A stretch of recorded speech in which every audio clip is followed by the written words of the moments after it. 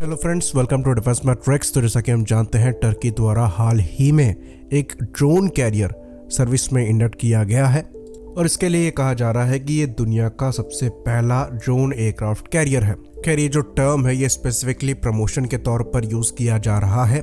ये कोई special ship नहीं है, ये LHD ही है, यानी कि लैंडिंग हेलीकॉप्टर डॉक है, जिसको TCG एनाडोलू कहा जा रहा है। तो इसको बिल्ड किया गया है सेडेफ शिप बिल्डिंग द्वारा और यहाँ पर जो कॉर्पोरेशन लगा है ये स्पेन की नवांतिया ग्रुप का लगा है और जो डिज़ाइन है ये Spanish LHD Hwan Carlos class का है।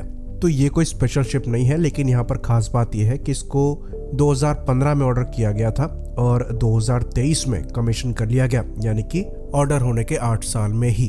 तो इस शिप में कई चीज़ें हुआन कार्लोस से मेल खाती हैं क्योंकि ये उसी पर बेस्ड है। बाकी यहाँ पर जो वेपन सिस्टम्स हैं और बैटल मैनेजमेंट सिस्टम्स हैं ये लोकल टर्किश एसल्सन द्वारा प्रोवाइड कराए गए हैं और रेडार वगैरह यहाँ पर यूरोपियन लिया गया है। तो ये एक 27,000 टन का लैंडिंग हेलीकॉप्टर डॉक है जिसमें एक स्की जंप दिया गया है, जिसके अंतर्गत वेरी शॉर्ट टेक ऑफ यहाँ से परफॉर्म किया जा सकता है। तो पहले इस एयरक्राफ्ट कैरियर से F-35B को ऑपरेट होना था, लेकिन क्योंकि टर्की को ये एयरक्राफ्ट डिनाई कर दिए गए, इसलिए अब यहाँ से UCAV यूज़ किए जाएंगे और इसको प्रमोट किया जा रहा है एज अ ड्रोन कैरियर। तो ये जो टर्म ड्रोन कैरियर है ये एक्चुअली गिमिक है। तो अगर यहाँ से F-35 ऑपरेट होते तो करीबन 10 F-35B ये एक बार में कैरी करने में सक्षम होता, लेकिन अब यहाँ पर 12 मीडियम साइज़ के हेलीकॉप्टर यूज़ होंगे और बैरक्टर TB3 और केज़लेमा जैसे ड्रोन यहाँ से ऑपरेट होंगे। तो करीबन 30 से 50 फोल्डिंग विंग बैरक्टर TB3 यहाँ से ऑपरेट होने हैं, ऐसा अभी तक मेंशन किया गया है। तो ये एक 232 मीटर की लंबाई वाली शिप है जो कि केज़लेमा जैसे ड्रोन को सफिशिएंट लेंथ देती है टेक ऑफ करने के लिए। बाकी बिना अरेस्टर हुक के लैंडिंग के बाद ये UAV रुकेगा कैसे, ये देखने वाली बात है, क्योंकि केज़लेमा द्वारा जेट इंजन्स यूज़ किए जाते हैं।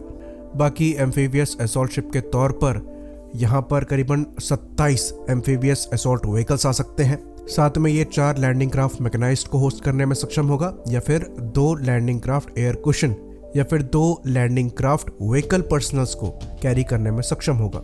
बाकी इसमें 29 यानी कि 29 बैटल टैंक्स आ सकते हैं और एम्फीबियस असॉल्ट व्हीकल्स आ सकते हैं। तो भले ही नाम इसको ड्रोन कैरियर कहा जा रहा हो और एक गिमिक की तरह इसको यूज़ किया जा रहा हो, पर इसका सर्विस में इंडक्ट होना टाइमली ये एक अचीवमेंट ही है। हम अपनी बात करें तो हमारे द्वारा लैंडिंग प्लेटफॉर्म डॉक्स की रिक्वायरमेंट को रखा गया है सामने, कई बार रखा गया है। LPD की रिक्वायरमेंट में हम LHD की डिमांड करते हैं, लेकिन अभी तक इसको लेकर कोई प्रोग्रेस नहीं हुई है। करीबन 4 LPD हमें चाहिए और अभी तक ये डिसाइड नहीं हुआ है कि यहाँ पर चूज़ क्या किया जाना है। उसके बाद कॉन्ट्रैक्ट साइनिंग के बाद जो 8-10 साल का समय लगेगा वो अलग। तो जहाँ पर ड्यू क्रेडिट है वहाँ पर मिलना चाहिए। अगर समय पे इनके द्वारा LHDs को प्रिक्योर किया गया है, साथ में इनके द्वारा एडवांस UAVs और UCAVs बनाए गए हैं जिनको ये अपने LHDs में डिप्लॉय कर रहे हैं, तो ये काबिल तारीफ है। केज़लेमा की रेगुलर टेस्ट फ्लाइट्स चल रही हैं और ऐसा लगता है कि ये समय पर सर्विस में इंडक्ट कर लिया जाएगा। तो ये जो UAV इनके द्वारा बनाया जा रहा है ये एयर टू सरफेस रोल तो परफॉर्म कर सकता ही है, साथ ही साथ एयर टू एयर रोल्स भी परफॉर्म करने में सक्षम होगा, जो इसे एक्चुअली यूनिक बनाता है। तो एनाडोलू टर्की का लार्जेस्ट वॉरशिप है जिसमें S-70 सीहॉक और AH-1 कोबरा जैसे हेलीकॉप्टर भी ड्रोन्स के साथ रखे जाएंगे। तो ये चीज़ इन्होंने कमीशनिंग के दौरान शोकेस करी थी, जहां पर इनके TB3 केज़लेमा, AH-1 और S-70 सीहॉक हेलीकॉप्टर्स डिस्प्ले पर रखे गए थे। खैर, अब ये इनके लिए कितना सिग्निफिकेंट होते हैं ये देखने वाली बात होगी।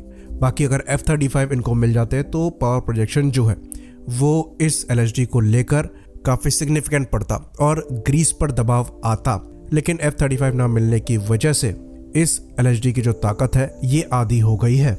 इसी बात पर इस वीडियो को हम ख़त्म करेंगे। लाइक करिए, सब्सक्राइब करिए। जय हिंद।